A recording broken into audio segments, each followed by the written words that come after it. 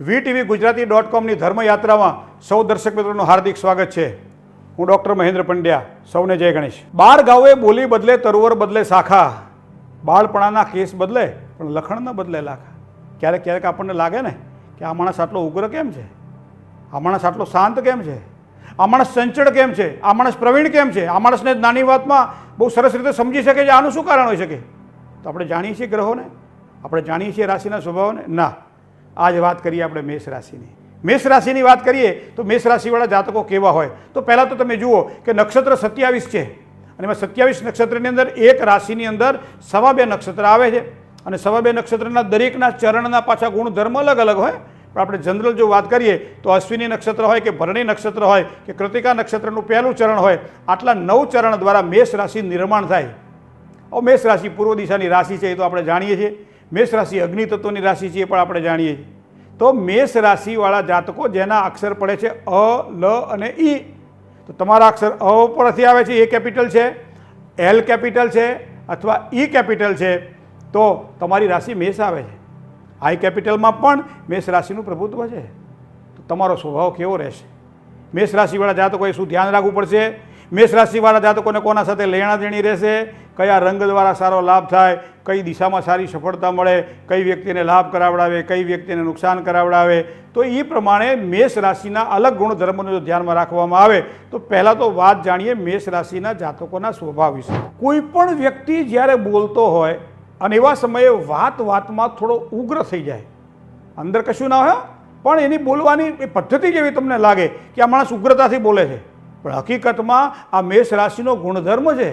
એ જ્યારે બોલતો હોય ત્યારે એનો જે પ્રવાહ જે છે એ પ્રવાહમાં સહેજ તમને ક્રોધ દેખાય, સાથે સાથે ચંચળતા દેખાય, સાથે સાથે ઉગ્રતા દેખાય, ત્યારે સમજી લેવાનું કે આ મેષ રાશિવાળો જાતક હશે જેના અક્ષર અલ અને ઈ છે, જેનો સ્વામી છે મંગળ। બાહ્ય ચિહ્નોમાં તમે ધ્યાન રાખો તો જેના મોઢા ઉપર, જેના બગલના ભાગે, પીઠના ભાગે અથવા પેટના ભાગે એક કાળું ટપકું અથવા તો જેને કહીએ લાખું અથવા તો કોઈ ચિહ્ન તમને જો ચામડી ઉપર દેખાય तो ये पण मेष राशिनु चिन्ह है। मेष राशिना जातकोनो अभ्यास तमे करजो।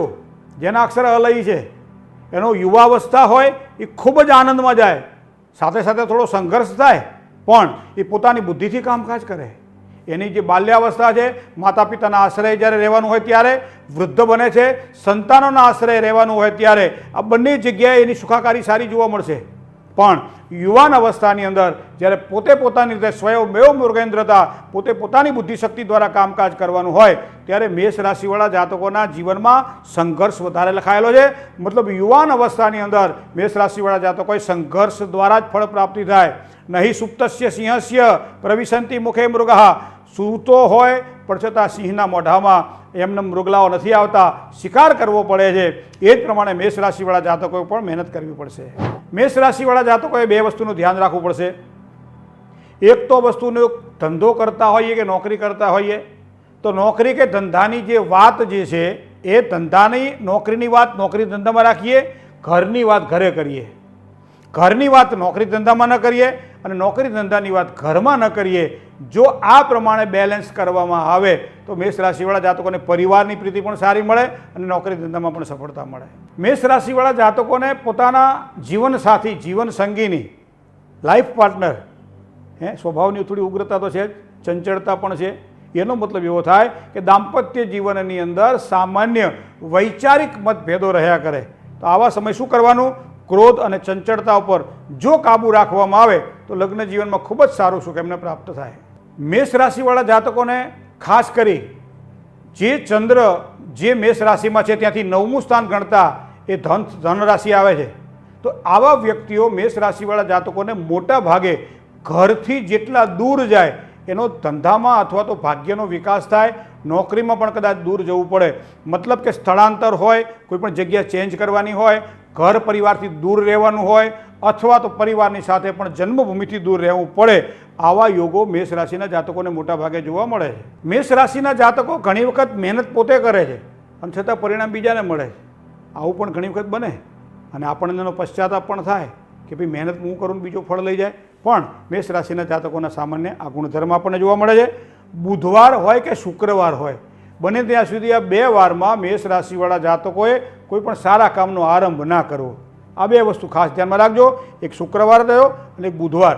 આ બે વાર એવા છે કે જેમાં સારા કામનો આરંભ ન કરવો જોઈએ. બીજું, એની 3 રાશિ છે. મેષ રાશિવાળાને મેષ રાશિવાળા જોડે સારું બને, મેષ રાશિવાળાને સિંહ રાશિવાળા જોડે સારું બને, મેષ રાશિવાળાને ધન રાશિવાળા જોડે સારું બને. તો અગ્નિ તત્વની 3 રાશિ છે, મેષ, સિંહ અને ધન.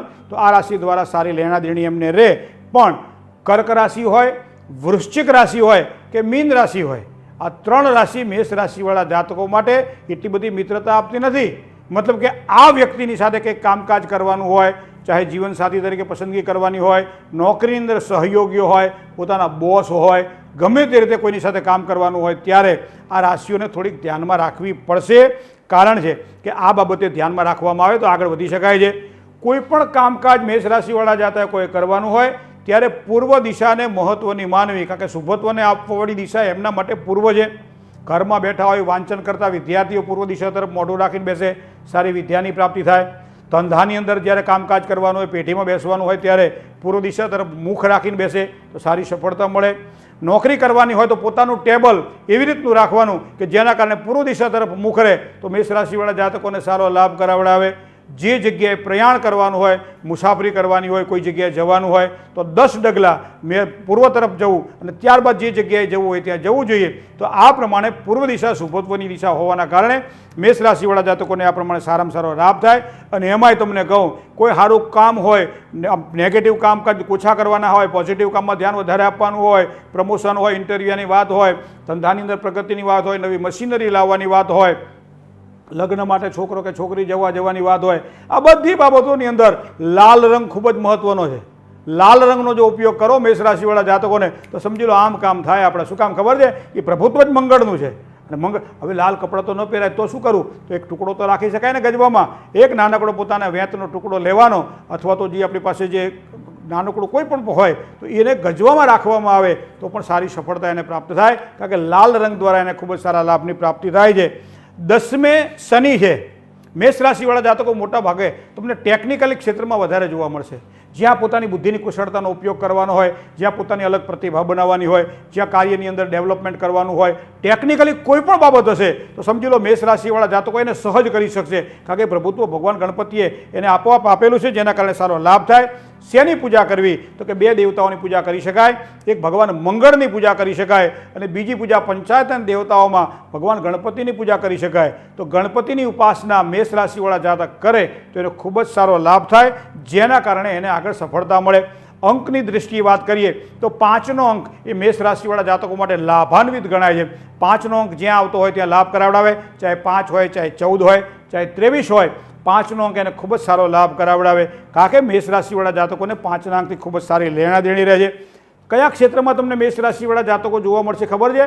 જો બિલ્ડિંગ મટીરિયલ્સને લગતા કોઈ પણ પ્રકારના કામકાજ હોય, ખાણ ખનીજને લગતા કોઈ પણ પ્રકારના કામકાજ હોય, કોલસો જે હોય, અથવા તો જમીન જાયદાદ કોઈ પણ લે વેચ કરવાની હોય, મેડિકલ ક્ષેત્ર હોય તો મેડિકલ સ્ટોરમાં પણ મોટાભાગે તમને મેષ રાશિવાળા જાતકો જોવા મળે. તમે અખતરો કરી જોજો. કારણ કે એ લોકોને આ જ ગમે બધું અને એમાં જ પોતે સારી રીતે આગળ વધી શકે છે. તો મિત્રો, તમે તમારા ગુણધર્મને જોઈ લો. તમારી રાશિ મેષ છે, તમારા અક્ષર અ, લ અથવા તો ઈ છે, તો આ પ્રમાણે ગુણધર્મ છે. અને જ્યાં કંઈક ખૂટતું હોય ભગવાન ગણપતિના આશીર્વાદ મેળવીને પૂર્તિ કરવા માટે પ્રયત્ન કરો. કારણ કે મેષ રાશિવાળા જાતકોને એક વખત કોઈ વ્યક્તિ વ્યવસ્થિત ઓળખી જાય પછી મેષ રાશિવાળા જાતક બધું સર્વસ્વ એને અર્પણ કરી દેતા હોય છે. આવી પવિત્ર મેષ રાશિ છે. કારણ કે ભગવાન ગણપતિ જેના આશ્રિત છે એવા મંગળદેવની આ રાશિ છે જે દરેક માટે આ રીતનું ફળ આપશે.